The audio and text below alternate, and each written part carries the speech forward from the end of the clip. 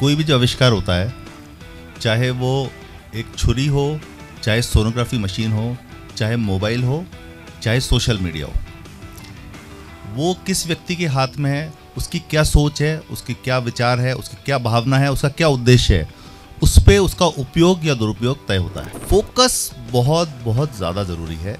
और किसी भी चीज़ में फोकस की क्या ताकत है, लक्ष्य पे ध्यान केंद्रित करने की क्या ताकत है, ये शायद अर्जुन ने हमें बताया है। जब उनके गुरु द्रोणाचार्य ने पूछा था कि बताइए, उनसे जब पांचों पांडवों को धनुर्विद्या सिखा रहे थे, तो पहले इससे पूछा, दूसरे से पूछा उसने कि आपको क्या क्या दिखाई दे रहा है। एक ने कहा साहब हमें आसमान दिखाई दे रहा है, जंगल दिखाई दे रहा है, ये ज़मीन दिखाई दे रही है।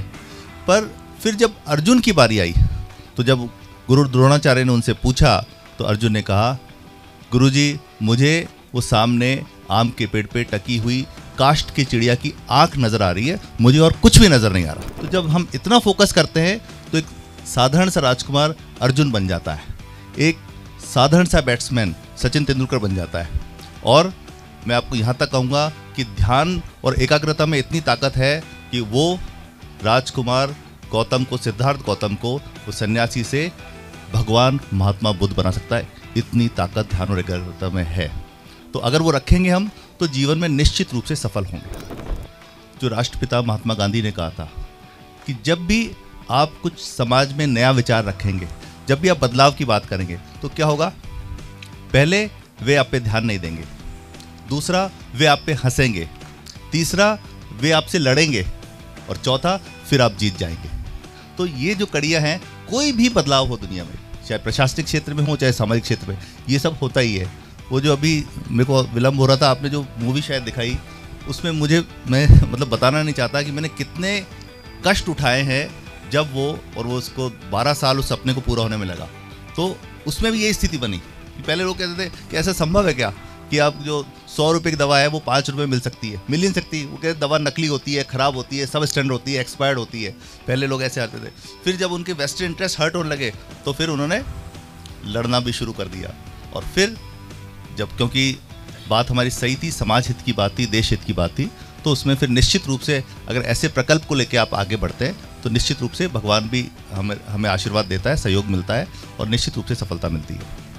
समीर साहब, आपने बहुत सारी मानवीय संवेदनाओं से जुड़ी योजनाएं लागू की।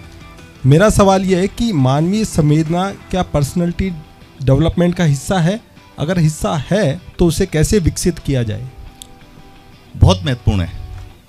अगर पर्सनैलिटी डेवलपमेंट का अगर हम कुछ एक इम्पॉर्टेंट पिलर्स देखें, तो डेफिनेटली सेंसिटिविटी, एडमिनिस्ट्रेशन में भी जैसे हम ये कहते हैं कि साहब transparent, sensitive and accountable administration होना चाहिए, संवेदनशील, पारदर्शी और जवाबदेह प्रशासन होना चाहिए। इसी प्रकार हमारी जो डे टू डे लाइफ है, उसमें भी संवेदनशीलता मैं समझता हूँ बहुत ज़्यादा इंपॉर्टेंट है। पर संवेदनशीलता से आगे की स्थिति, संवेदनशीलता तो होता है कि कोई किसी का कष्ट है, वो हमें महसूस हो रहा है, उसे संवेदनशीलता बोलते हैं। उसके आगे की स्थिति भी होती है, उसके आगे की स्थिति है सहानुभूति। हमें लग रहा है कोई व्यक्ति है जो शायद धूप में नंगे पैर चल रहा है, तो हमें वो ठीक नहीं लगा। फिर सहानुभूति हुई हमें कि हमें उसके लिए कुछ करना चाहिए, उसे हमें चप्पल दे देनी चाहिए। उससे भी एक आगे की चीज़ है जो सहानुभूति से भी ऊपर की अवस्था है, वो है परानुभूति। सहानुभूति का मतलब होता है सिंपैथी, और उससे बियॉन्ड है परानुभूति, मतलब एम्पैथी। एम्पैथी न सिर्फ उसके प्रति दया का भाव करना, बल्कि वो ही महसूस करना जो वह व्यक्ति महसूस कर रहा है। उसके जूते में अपना पैर रख के फिर महसूस करना, वो किस स्थिति में। वो जब चीज़ आ जाती है, तो मैं बता रहा हूँ, फिर वो आदमी एक अलग लेवल पे चला जाता है। और ये जो चीज़ें, ये जो गुण जिस व्यक्ति में हैं, वो निश्चित रूप से समाज के लिए भी उपयोगी होता है और वो जीवन में सफल भी होता है। लंबा समय हो गया आपको, कई जिलों के कलेक्टर रह चुके, बहुत सारी योजनाएं लॉन्च कर दी आपने, और करते करते, अभ्यास करते करते आत्मविश्वास बढ़ता जाता है। और इसी बीच में एक शब्द है अहंकार। आत्मविश्वास और अहंकार के बीच में एक पतली सी झिल्ली है। कैसे बचा जाए और इस चीज़ से, क्योंकि बहुत बड़ी समस्या है ये इस वक्त। आत्मविश्वास और अहंकार में एक पतली सी रेखा नहीं है, जमीन आसमान का फर्क है। मैं अगर उदाहरण से बताऊं, तो मर्यादा पुरुषोत्तम भगवान श्री राम आत्मविश्वास का प्रतीक है, तो लंकापति दुष्ट रावण अहंकार का प्रतीक है। महाभारत में अर्जुन को गीता के ज्ञान देने वाले भगवान कृष्ण आत्मविश्वास का प्रतीक है, तो दूसरी तरफ उनके जो मामा थे, जिसने ये विचार किया और ये सोचा कि अपने ही बहन के बच्चे की कैसे मैं हत्या कर दूं, वो अहंकार का प्रतीक है। तो ये भाव हम में सब में है। हमारे अंदर ही कृष्ण भी है, हमारे अंदर ही कंस भी है। कभी कृष्ण वाला भाव प्रबल हो जाता है, कभी कंस वाला भाव प्रबल होता है। दुनिया में हम जो बैठे हैं वही लोग नहीं, पूरी दुनिया की बात कर रहा हूँ मैं। कोई भी व्यक्ति ऐसा नहीं है जिसमें अच्छाई और बुराई दोनों साथ में नहीं हो। वही व्यक्ति कभी शायद कुछ अच्छी बात भी करता है, वही शायद व्यक्ति कुछ बुरी भी बात करता है। पर अगर एक सच्चाई के लिए, अच्छाई के लिए लड़ाई करने वाला एक बुल है और एक बुराई के लिए लड़ने वाला बुल है, if two bulls are fighting within you, then you know which one will win. कौन जीतेगा? वो जीतेगा जिससे आप ज़्यादा पोषण दे रहे हो, the one you feed the most. तो हम प्रयास ये करें स्वयं के अंदर, अपने बच्चों के अंदर, अपने परिवार के अंदर, अपने समाज के अंदर और अपने देश के अंदर हम अच्छाई का पोषण करें। अहंकार जो है वो बुराई का प्रतीक है और आत्मविश्वास है वो अच्छाई का प्रतीक है। आत्मविश्वास एक पॉजिटिव वर्चू है जो आपको ऊंचाइयों पर लेके जाता है, और अहंकार एक नेगेटिव वर्चू है जो कि आपको ऊपर से नीचे गिराने की क्षमता रखता है। अहंकार से कोई भी व्यक्ति आज तक ऊपर नहीं गया। जिसने भी अहंकार किया उसका पतन हुआ है, उसका वध हुआ है। आपके जीवन में ऐसी कौन सी बुक हम जानना चाहेंगे जो प्रशासनिक बुक के अलावा, जहाँ आप तैयारी करते हो उसके अलावा, ऐसी जिसने आपका जीवन बदला हो, जो आप अक्सर पढ़ते रहते हो?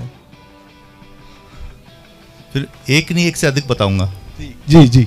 मैं ये मानता हूँ कि मेरे पेरेंट्स, मेरा परिवार, मेरे गुरु, मेरे पड़ोसी, मेरे मित्र, उनके साथ में जो मेरे जीवन को इस रूप में लाने का, आपके सामने लाने का जो एक बहुत महत्वपूर्ण कारक है या फैक्टर है, वो किताबें हैं जो मैंने जीवन में पढ़ी हैं। बहुत छोटी देखे तो हमने स्कूल में पढ़ते थे, हम कुछ मॉरल साइंस की किताब होती थी, कुछ होती थी।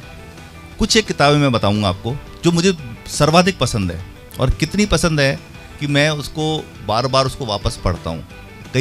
कुछ किताबें हैं जो मैंने 10-15 बार भी पढ़ी है। मैं हर बार उसमें अंडरलाइन करता हूँ, उसमें कुछ स्टार बनाता हूँ, कुछ मार्क बनाता हूँ, कुछ अपनी तरफ से लिखता हूँ। पहली मैं बताऊँगा 7 habits of highly effective people, Stephen R Covey. पूरा व्यक्ति का जो पैराडाइम होता है, जो उसकी सोच होती है, उसको बदलने की क्षमता वो किताब रखती है। दूसरी बहुत अच्छी मैं किताब बताऊंगा आपको, शिव खेड़ा जी की यू कैन विन। तीसरी मैं बताऊंगा आपको डेल कार्नेगी जी की किताब है, हिंदी में उसका अनुवाद है लोक व्यवहार, उसका हिंदी में नाम है, इंग्लिश में उसका नाम है how to win friends and influence people. और ऐसा टाइटल से ऐसा लगता है कि वो इस बारे में होगी कि लोगों को कैसे इन्फ्लुएंस करें और दोस्त कैसे बनाएं, पर जो टाइटल में वो अंदर नहीं है। वो आपको लोक व्यवहार की कला सिखाती है, वो आपको ह्यूमन इंटरेक्शन, ह्यूमन साइकोलॉजी के जो ह्यूमन कम्युनिकेशन होता है उसके जो बेसिक प्रिंसिपल्स हैं, और वो प्रिंसिपल्स वैसे ही हैं जैसे साइंस के प्रिंसिपल्स होते हैं। जैसे न्यूटन का सिद्धांत है, गुरुत्वाकर्षण का सिद्धांत है, जैसे केपलर के प्लैनेटरी रूल्स हैं, वैसे ही नियम वो बताती है। एक आध किताब मैं आपको रॉबिन शर्मा जी की जरूर बताऊंगा, the monk who sold his Ferrari, the greatness guide भी उन्होंने लिखी है। बहुत ही सरल भाषा में बहुत ही अच्छी चीज़ें लिखी है। और मैं आपको 10 किताबें बता सकता हूँ, पर किताबें पढ़ना तो महत्वपूर्ण है ही, उससे ज़्यादा महत्वपूर्ण और उससे कई गुना ज़्यादा कठिन उससे जीवन में उतारना है। बिल्कुल, क्योंकि अब कोई आज ऐसी स्थिति नहीं है, हम जिस उम्र के पड़ाव पे है कि हमें पता नहीं कि सही क्या है गलत क्या है, या हमें पता नहीं कि हमें क्या करना चाहिए और क्या नहीं करना चाहिए, पर उसको अपने व्यवहार में उतारना, वो विचार यहाँ लेना, विचार से एक एक्शन बनता है, एक्शन से रिपीटेडली अब मुझे उसको करते हैं तो एक हैबिट बनती है, हैबिट से कैरेक्टर बनता है, और कैरेक्टर से डेस्टिनी या उस व्यक्ति की नियति बनती है। तो ये बुक्स में ये ताकत है, ये क्षमता है कि आपकी डेस्टिनी को वो चेंज कर सकती है। इट ऑल डिपेंड्स अगेन, वो सोनोग्राफी मशीन है, मोबाइल तरह कि हाउ डू यूज़ देम।